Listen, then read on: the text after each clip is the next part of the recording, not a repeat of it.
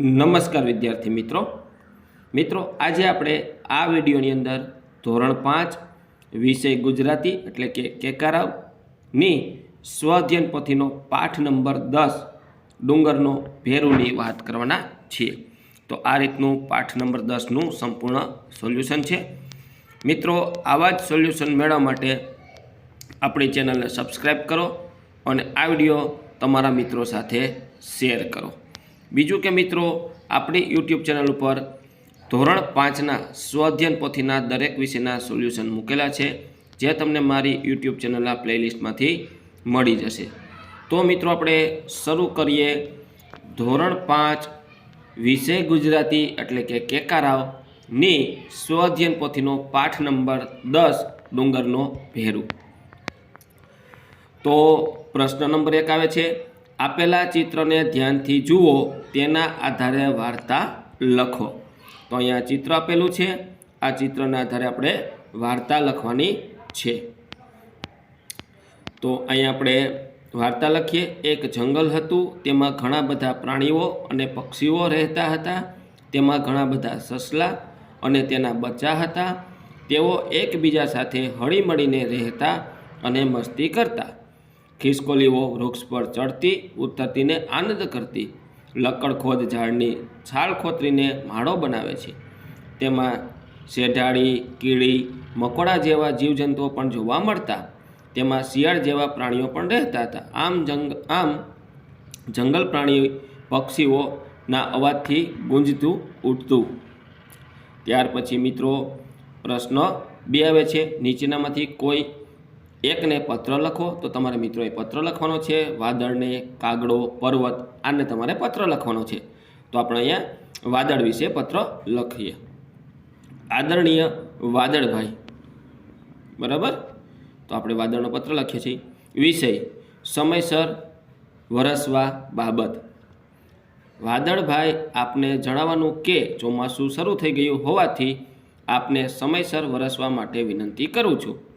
ક્યારેક ક્યારેક આપ કાળા ડિબાંગ થઈને આવો છો અને વરસ્યા વિના ચાલ્યા જાઓ છો। અમે પાણી વગર તરસતા રહીએ, માટે વાદળભાઈ આપને સમયસર વરસવા માટે વિનંતી કરું છું। બસ એ જ લીતીન આપનો વિશ્વાસુ। તો આ રીતનો તમે વાદળભાઈને પત્ર લખી શકો છો। ત્યાર પછી પ્રશ્ન નંબર 3, કોયલ અને કવિતા બંને વાતો કરતા હતા। તે બંને વચ્ચેની વાતચીત થોડી ભેળસેળ થઈ ગઈ છે, તે યોગ્ય રીતે ક્રમમાં ગોઠવો। તો અહીંયા મિત્રો કોયલની જે વાત છે એને આપણે યોગ્ય ક્રમમાં ગોઠવવાની છે। તો આ રીતને આપણે એને ગોઠવશું। જો અહીંયા 10 વાક્ય આપ્યા છે, એને આપણે ગોઠવીએ। તો કોયલ અને કવિતા, તો પહેલાં કોયલો લખીએ। હું ક્યારેક માળો બનાવતી નથી, મારે તો રોજ એક જ કાળો ડ્રેસ પહેરવાનો। મને વસંતમાં ગાવું ગમે, હું આંબાની ઘટામાં બેસીને ગાઉં છું। હું આખો દિવસ કુહુ કુહુ કરું છું। કવિતા, મારા પપ્પા મારા માટે ચોકલેટ લઈ આવે છે, હું આખો દિવસ મમ્મી મમ્મી એમ બૂમ પાડ્યા કરું છું। મને પુસ્તકો ખૂબ જ ગમે છે, હું તો રંગબેરંગી વસ્ત્રો પહેરું છું। મને વરસાદમાં નાહવું ગમે। ત્યાર પછી આવે છે પ્રશ્ન નંબર 4, શબ્દ ચોરસમાંથી સમાનાર્થી શબ્દ શોધીને આપેલા શબ્દનો વાક્ય પ્રયોગ કરો। તો મિત્રો અહીંયા આપણે શબ્દ ચોરસ આપ્યું છે, એમાંથી તમારે વાક્ય બનાવવાના છે। તો શિલા, પર્વત, દોસ્ત અને વૃક્ષ।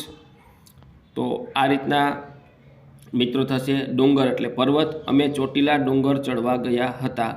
ભેરું, દોસ્ત, અમે બંને ભેરું ખૂબ રમ્યા। પથ્થર, શિલા, તેણે પથ્થર મારીને કેરી તોડી।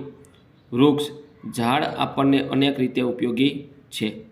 સફેદ એટલે શ્વેત, તો મિત્રો એ 5મું વાક્ય બાકી છે। સફેદ એટલે શ્વેત, તો વાક્ય બોલું છું। અમે આજે શ્વેત વસ્ત્રો પહેર્યા છે। ફરીથી બોલું છું, સફેદ એટલે શ્વેત, તો વાક્ય લખવાનું છે, અમે આજે શ્વેત વસ્ત્રો પહેર્યા છે। ત્યાર પછી પ્રશ્ન 5 આવે છે, કૌંસમાં આપેલા શબ્દમાંથી યોગ્ય શબ્દ પસંદ કરી ખાલી જગ્યા પૂરો। પહેલું, મને એકાએક સાંભળ્યું છે। બીજું, સુનિલ પોતાને સોંપેલું બધું જ કામ ફટાફટ પતાવી દે છે. ત્રીજું, આ ચોપડતો પલડીશને તદ્દન ખરાબ થઈ જશે. ચોથું, ઉતાવળ નથી, નિરાતે વાંચીને પછી આપજે. પાંચમું, બોલ કેમ ચાલે તારો અભ્યાસ. ત્યાર પછી પ્રશ્ન નંબર 6 આવે છે. પાઠને આધારે નીચેના પ્રશ્નોના જવાબ આપો. કાગડો શું લઈને આવ્યો? કાગડો પૂરીનું બટકું લઈને આવ્યો. કાબર બાલ્ટીના પાણીનો શો ઉપયોગ કરશે? કાબર બાલ્ટીના પાણીનો નાહવા માટે ઉપયોગ કરશે. રાજાએ શો આદેશ કર્યો? મંદિર ડુંગર પર બંધાશે એવો આદેશ કર્યો. ગપ્પુ એટલે શું? ગપ્પુ એટલે ખોટી વાત કે ખોટી માહિતી. ત્યાર પછી ગણિતના અંકોનો ઉપયોગ કરીને 5 વાક્ય બનાવો. 6 ગાયના પગ 24 થાય છે, તો 12 ચકલીઓના પગ 24 થાય છે. 8 બિલાડીની આંખો 16 થાય છે. 7 ભેંસના પગ 28 થાય છે. 6 બકરીના કાન 12 થાય છે. 9 મોરની કલગી 9 થાય છે. તો આ રીતના તમે વાક્ય બનાવી શકો છો. ત્યાર પછી પ્રશ્ન નંબર 8 આવે છે. તમારી કલ્પના પ્રમાણે રંગલાનું ચિત્ર દોરો.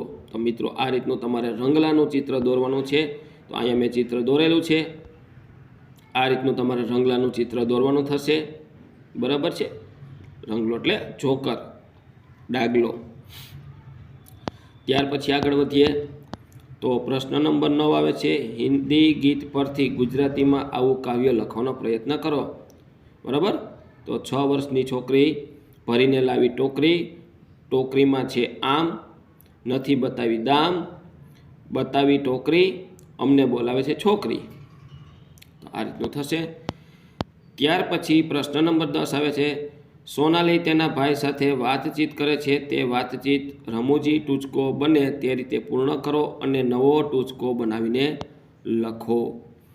સોનાલી: ભાઈ મારું હોમવર્ક કરી આપને. ભાઈ: ના, અત્યારે માથું ખંજવાળવાનો ટાઈમ નથી. સોનાલી: તો લાવ હું તારું માથું ખંજવાળી દઉં. શિક્ષક: સંજુ, સાબરમતી નદી ક્યાં વહે છે? સંજુ: જમીન પર.